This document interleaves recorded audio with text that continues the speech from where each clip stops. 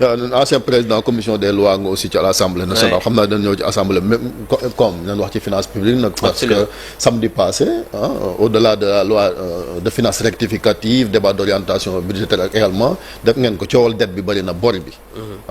Ousmane Sonko démb gis ngeen li mu wax am na ñoo xam sa waru ñoo waxaat surtout yéen lay wax parce que bor bi ngeen fi bàyyi bëri na on parle de 23 000 milliards de francs CFA yoo xamante ni même sur le plan international on a entendu Bloomberg li nga xamante ni def nañ ko ci Sénégal mooy ci Afrique daanaka bokk na ci ñett réew yi gën a endetté wu. te ñoom seen dette sax jéggi na d'ailleurs te yeneen ci joxoñ nag baaraamu tuuma situation bi ñu nekkee Abdou lu tax loolu. xam nga Chérif Ousmane Sonko moom ay waxam jarul dóor sa doom parce que d'abord hier il a montré comme ni ma la ko waxee sànq une inculture et une incompétence clinique en disant que Abdoulaye Wade bor bi nga xamante ne nii moom la fi bàyyil Abdou Diouf matul 50% xam nga loolu mooy ñàkk xam-xam ak ñàkk culture générale parce que moom bu interroger woon tuuti rek l'histoire xool dina xam ne président Abdoulaye Wade bi mu fiy ñëw bor bi autour de plus de 60% la woon mais dañu créer li nga xam ne mooy PPTE si vous vous rappelez bien ak initiative bi nga xamante ni moom mooy wàññi dette yi ñu mettre ko en œuvre te loolu il a fallu def ay réformes yu am solo pour que Sénégal mën a retrouver ses équilibres ci la ñu baal li nga xamante ni mooy une partie de la dette donc moom loolu xamu ko moo tax muy non mais Chérif bàyyi ma àggale rek parce que aussi c'est moom moo wax parce que aussi nit ki bu ko wutal lay non mu ko wutal lay waaw bàyyi ma àggale man je vais dépasser Ousmane Sonko. non mais du ma ko dépasser parce que yow yaa tudd mais chiffres yi waaw moo tax damay xam nga yow da nga ne moom Ousmane Sonko nee na waaw léegi ma lay wan ne ki wax xamul dara voilà parce que li mu wax waaw déglu ma rek ma ne la ki wax xamul dara parce que li mu wax du dëgg wax la lan moo tax du dëgg ba pare wax la ne la en 2000 lii lañ fi bàyyi woon ci bor fii la ñu jaar pour bor ba mën a ñëw doogu balaa may ñëw ci lii. on est en 2025. voilà non on est en 2025. chiffre baa ngi nii ah. mais sama 119%. waaw non dégg nga ma la PIB. man li ma lay wax mooy. lii Abdou. ma ne lii moom du c'est pas Ousmane qui l'a fabriqué rapport la gis nga ko boo xamante ni. gis nga ko dem nañ ba ay kuréel yu dëkk bitim réew di ko wax. da nga may déglu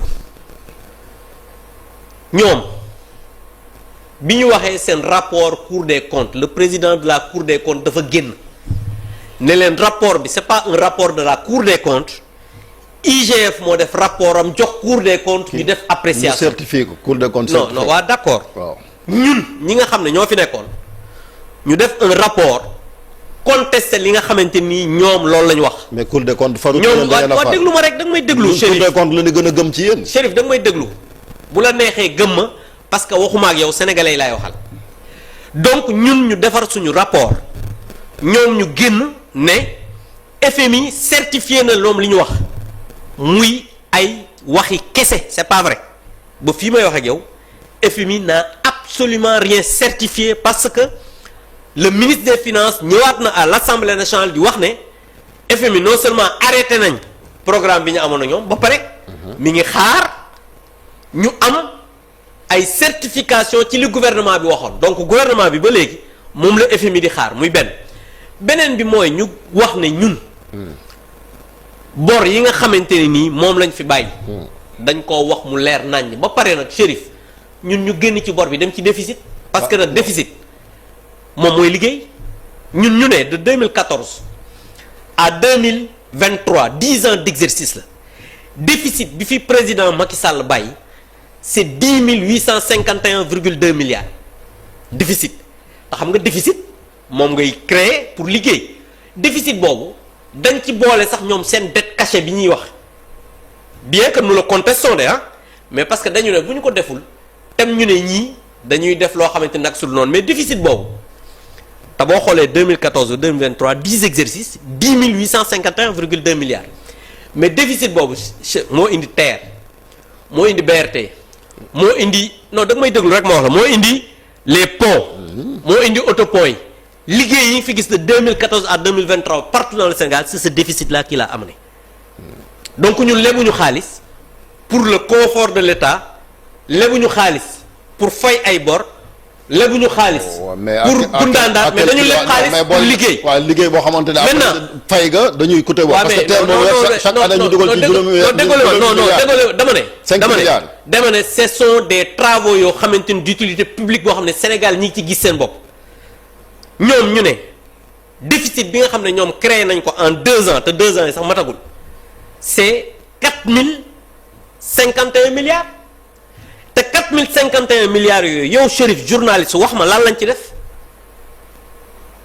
mais dañuy ñi ngi xëy pour fay salaire yi. bu ko dafa doon waalo ñaaw di. xam nga Chérif nag aussi déet boo fi bàyyi loo xamante ni njombe la kay. dañu góorgóorlu ngir situation sociale déjà ñu stabiliser ko. Chérif waaw dama ne situation réew mi. ñëpp xam nañ ne réew maa ngi ci guuta BTP bi dafa arrêté tey jii. dàq nañ plus de 30 000 ay ndaw. mais yéen lañ joxuñ baaraam. amul benn secteur non dama ne xoolal. il faut ministre des finances xam nga nekkoon na samedi assemblée dégg nga ko mu ne gaal gi dafa bëtt. fu ne te jàpp na yéen a bënn gaal gi. du dégg nga léegi Aïssata Tall Sall wax ko. nu mu ko wax. ne ko yow yaa ngi fi woon yaa ngi fi tey lii xew kenn du la ko nettali donc tey jii comme ni ma la koy xam nga man da nga doon wax waxu bor. mais moom it tontu na da nga doon wax waxu nee na leen seen i errement yu antérieur moom yoonam nekk. il n'est pas responsable. d'accord loolu je reviens pas sur mais en tout cas man li ma la wax xam nga man waxuma ay ji sànni man dama la wax lu factuel loo xamante nii ci parce que ñoom dañu leen fekk si ñoom ci li ñu doon wax ci déficit bi. ba pare nag léegi ñu poser leen une question boo xam ne ba fii may wax ak yow seen pseudo-économistes yi ngay wax ak ñi nga xamante ni xam nañ dara jusqu'à présent ils n'ont pas répondu lan la ñu def ci 4200 milliards yooyu.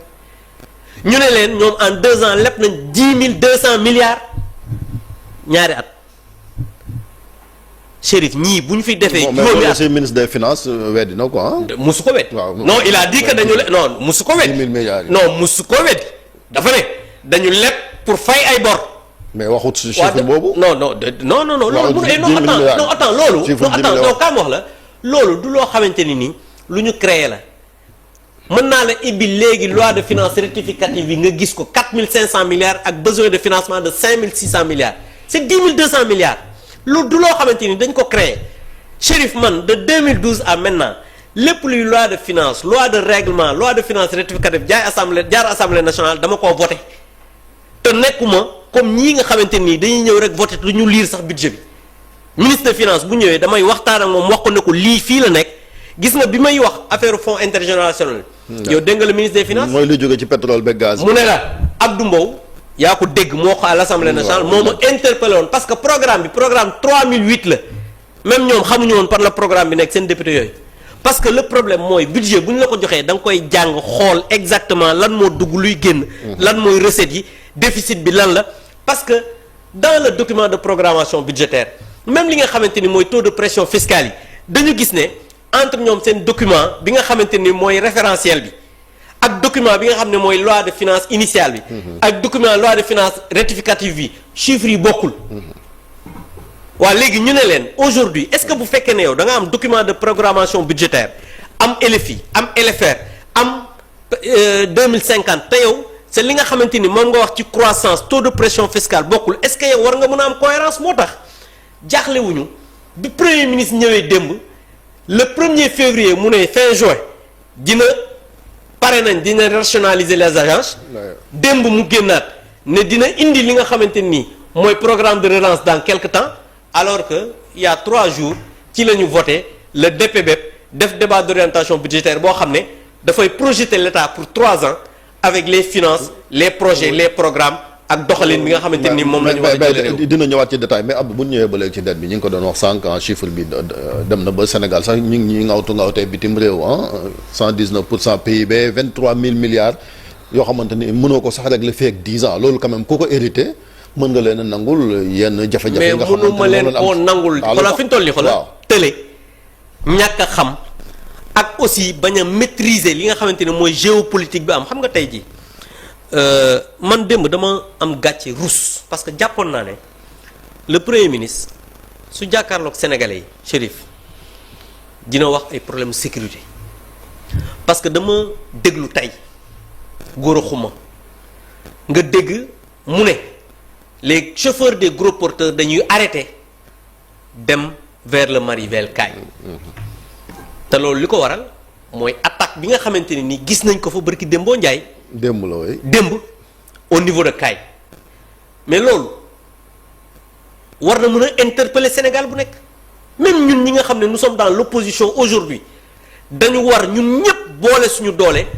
pour que la nga xamante ne nii moom la mais loolu nag dafa war a non très bien non mais te loolu dafa war a tàmbali nag ci ki nga xamante ni mooy njiitu jëwriñ ñi mais yow nga jógee Chine ñëw ne da ngay wax waxu Chine et puis moom comme ni ma la waxee xam nga son inculture clinique là moo wane encore que mu ne tey ay avocats am dinañ saisir le ministre de la justice alors que la décision de justice c'était hier même le document n'est pas encore disponible léegi booy saisir ministre de la justice loolu da ko wax rek soxna noonu génn foofu ñëwaat ci koom gi bàyyi mais du ma ko bàyyi parce que non Ousmane Sonko mooy premier ministre de la République du Sénégal waaw te boo amee premier ministre boo xamante ni nii ay njombe rek lay wax il faut que ñu alerter sénégalais yi pour wax leen que ce pays là est en danger et moo tax ma ne tey jii moom waroon na mën a taxaw man jàppoon naa ne day wax ne nañu booloo bokk ndey bokk baay pour que lii nga xamante ni nii parce que nous sommes entourés par une ceinture de feu tey jii Burkina Mali mais sorewu fii te ku ne gis na la nga xam ne moo fa am te tey jii nos frontières sont poreuses mais tey jii je pense que war nañ mën a am benn unité nationale qui nous permet de faire face à cela parce que tey jii xam nga bu ñu waxantee dëgg mooy Sénégal su amee guuta Chérif ñépp a koy yëg loolu dëgg la waaye mais ñi nga xam ne nag ñoom ñoo parce que ñoom lañ dénk réew mi ñoom ñoo war a jël seeni responsabilités à commencer par le premier ministre bi nga xam ne moom mooy le chef du gouvernement et le président de la République président lan fal def na fi dialogue président lañ fal mais Sénégal mais dialogue def na fi dialogue kon bu wax premier waaw déglu ma Bassirou Diomaye Faye lan fal falun Ousmane Sonko quoi yow dama ne xam nga Chérif waaw nit du nax boppam yow Ousmane Sonko xam nga ne ñoom bañ nañ ko ba mosoo dégg ko wax président de la République te toftalu ci premier ministre mais moom mooy chef du gouvernement waaw donc moi je pense que c'est lui qui prend des décisions et je pense que c'est lui aujourd'hui qui devrait être à la hauteur Ousmane na jël de la hauteur na dal na bàyyi menacer nit ñi léegi am na na bàyyi xaste bi na bàyyi wax ju ñaaw ji te xam ne xaste wax ju ñaaw ak menacer nit ñi du tax nit ñi noppi. waaw am na kenn du noppi. waaw yéen opposition bi am na lu ngeen doon laaj semaine passée également génn avant ngeen di voter loi de finance bi jëm ci li nga xamante mooy rapport d'exécution budgétaire bi premier trimestre bi nga xamante ni moo am ci 2025 bi gis nga ko finalement qu'est-ce que vous reprochez au gouvernement non mais doon xaar ngir yi gën a leer parce que encore une fois mbiram detta taxoon ñu doon leerlu xam nga déjà erreur yi ngeen defoon du ko defaat ñun dañu jàppoon ne waaw xam nga d'abord déjà on a dit que c'est très grave que ñuy am retard ci rapport d'exécution budgétaire. Il a expliqué pourquoi. Il a expliqué nous on n'est pas d'accord et on le lui a dit ba pare moi j'ai dit au ministre des finances boo dégloo ma ne ko lii dafa am lu mu war a àndal mooy le bulletin statistique de la dette bi nga xamante ni ni juin 2024 le dernier numéro bi bu gëj a génn mais loolu foog mu génn waaye léegi loolu bu génn nan ngay comparer mbir mi parce que ñoom li ñu leb daa bëri te kenn xamul fu ñu ko dugal waaye léegi le bulletin statistique de la dette boobu su génnul Chérif yow fooy looy xam. fu ñu dugal mais yow député xam mënoo taxaw ak man naan ma kenn xamul fu ñu ko dugal alors que sa liggéey nga seetu. mais dama ne gouvernement bi non dama ne. il faut que bulletin boobu génn. mais xam nga tey dafa am ay transfert non dafa am ay non mënoo ko xam. parce que dafa am même booy voter budget dafay am loo xam ne transfert lay doon am loo xam ne en capital am loo xam ne ay programme la mais le bulletin statistique ça n'a absolument rien à voir ak li may wax nii parce que loolu la nga xamante ni moom la ñuy wax ci dépense de le bulletin statistique de la dette moom mooy génne spécificité yi xool exactement lépp ñu xam fan la dugg. mais bulletin boobu juin 2024 da gëj a dégg wax naa ministre bi nag ne ko ñu ngi koy xaar boobu tamit génnagul donc pour dire simplement que ce gouvernement là n'est pas dans la transparence Chérif li dara lu leer defuñu ko alors que ñoom dañu jaay sénégalais yi ne dañoo jub dañu jaay sénégalais yi ne dañoo leer dañu jaay sénégalais yi ne ñoom dañuy jubal ma ne leen jubu leen jubalu leen jubantiwu leen parce que kuy jubal lépp loo xamante ni mooy lu jub loolu ngay def les rapports d'exécution dafa tardé ñaar yëpp bulletin statistique de la dette ba fi may wax ak yow génnagul. D'accord. te maa ngi koy laaj encore ils n'ont qu'à publier ce bulletin statistique de la dette pour ñu xam fan la xaalis mais yéen bi également gis nga ko maanaam ci bor bi rawatina dette intérieure bi ah c'est 500 milliards yoo xamante ni yéen ko fay également entreprise yi loolu c'est bien. Chérif oui. ñun nous sommes des républicains. waaw man boo ma dégloo keroog j'ai salué que le fait parce que entreprise yi dee nañ mais ñu génne de l'argent def ko ci LFR pour fay leen mais loolu dama ko rafetlu absolument parce que ñooñu dañ leen a war a fay parce que réew mi dafa war a dox mais loolu je l'ai dit publiquement tax ñu du télé bi assemblée nationale laa ko waxee mais loolu terewul le contrôle de l'action du gouvernement ñu koy def après ba pare di leen wax ne parce que ñoom bi ñu fi ñëwee yàggul mais Chérif boo diggee li nga xamante ne nii ne yow noonu la nga war a def transparence jubal jubbanti te yow loo wax du dëgg mais il faut ñu la koy fàttali. ci loolu ba léegi parce que seen initiative yi président il revient de Séville. gis nga sommet bi le premier ministre mi ngi woon Chine le président doit même retourner aux États-Unis semaine prochaine à l'invitation quand même de Donald Trump donc pour wane volonté bi nga xam ne am na ko pour diversifier renforcer coopération ak les partenaires. mais ñoom boobu ba léegi ñi ngi dem mais indeeguñ fi dara. parce que président Macky Sall ak ay góor non déglu ma rek indeeguñ fi dara ñoom ñi ngi dem rek di wër di taxawaalu. mais indeeguñ fi dara non mais indiwuñ fi dara. Chérif xaa déggoo li premier ministre wax ci. bàyyil wax dégg dama ne. non dama ne le voyage Chine bi moom nee na dégg naa mu annoncé ay. montant yu am solo waaw. waaw non ay montant la annoncé. waaw gis naa mu ne xawma entreprise chinoise kii nu ñu koy waxee Mercedes dinañ ñëw. pour ay montage loolu du Chine. non xam nga bon Chine. dafa am dañu non xam nga Chine ñu bëri xamuñu. ne Mercedes am nañ fa ay kii yoo xam ne loolu la quoi xam naa foofu lay waxee. mais marque allemande la waaw. ouais non marque allemande la mais moom wax na ko. je sais pas pourquoi. parce que li xam wax ko mooy démb dafa recevoir. ay partenaires yoo xamante ni. bon oui mais je croyais que ci affaire Chine la mais en tout cas Chine bi mu fa jógee daal moom wax nañu mais xam nga problème bi mooy man waxu Ousmane Sonko tant que gisuma du ma ko gëm parce que lu mu wax bu ñu xëyee gis leneen tant que gisuma ko du ma ko gëm Chérif yàlla xam na ko. mais gëmuma ko tant que gisuma ko du ma ko gëm. photo baa ngi nii moom. Xi Jinping waaw mais bien sûr. moom toog na fa ba yàgg di lijjanti photo bi am na ko. maa ngi koy sant di ko gërëm di ko remercier di ko kii di ko féliciter mais dama ne. man waxu Ousmane Sonko tant que gisuma teguma ci sama bët du ma ko gëm. mais je vous ai parlé du président Bassirou Diomaye. ma ne j'ai dit que jóge na Espagne day dem Amérique. ce gouvernement dañu ñoo dig boobaak léegi te gisuma ñu teg xeer. donc tant que gisuma loo xamante ni parce que boobaak léegi ñu ngi tëkk te indiwuñu dara waa di dem te indiwoo dara léegi man lu tax may gëm li ñuy wax. gëmuma ko. léegi suspension yi nga xamante ni FMI da koy def nag parce que war nañoo décaisser sa 1,8 milliard de dollars yoo xamante ni. mais loolu lépp c'est la faute du gouvernement. et de non Ousmane. transparence a tax. non mais dégg non c'est non ñoom ñoo wax ne. waaw non attends le FMI a été très clair dafa ne leen. j'attends les chiffres du gouvernement pour mën a defar beneen programme. waaw parce que ñoom dañ ne duñ fi nëbb ay dettes. non attends non parce que FMI. mais loolu c'est bien wax dëgg lu mu la mën a coûter aussi. non dama ne xam nga ñu ngi doon wax waxu sincérité budgétaire. waaw. li may wax toujours man du ma waxantu ñoom ñoo waxoon ne sincérité budgétaire 2024 rapport trimestriel bi génn. am na 40 milliards de moins-value maanaam li ñu xalaatoon ci koppar am na moins 40 milliards. waaw recettes yi wàññeeku la. waa léegi est-ce que ñoom budget bi moo sincèretul wala 40 milliards yooyu dafa am fu ñu ko dugal muy benn laaj beneen bi mooy bi ñu ñëwee de loi de finances rectificative bi ñu am moins-value entre LFI ak LFR 130 milliards may laaj.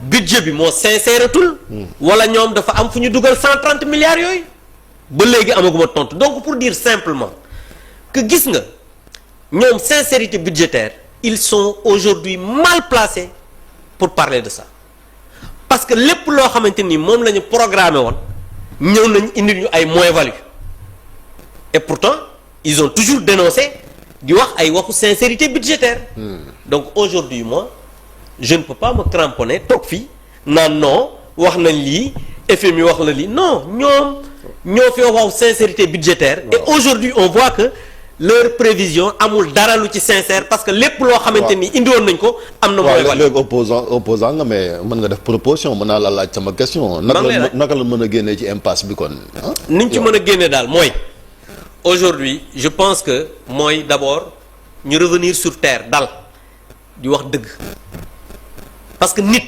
soo waxee dëgg ñi nga xamante nii ñoom ñoo nekk ay sénégalais parce que ñun ay sénégalais lañ sénégalais dinañ la mën a dimbali ñi nga xam ne ñi ngi ci opposition bu am xam-xam dinañ mais bu fekkee ne yow waxoo dëgg boole ci xaste ak di menacer nit ñi mais nit ñi dañ lay seetaan c'est ça la vérité. waaw mais dégg nga li ñu wax aussi ci justice dina def liggéeyam ki ñi dugal Sénégal ci guuta gi moom dana rendre compte. mais déggoo li ma la wax mooy comme li ma lay wax rek xam nga Ousmane Sonko moom loolu la mën.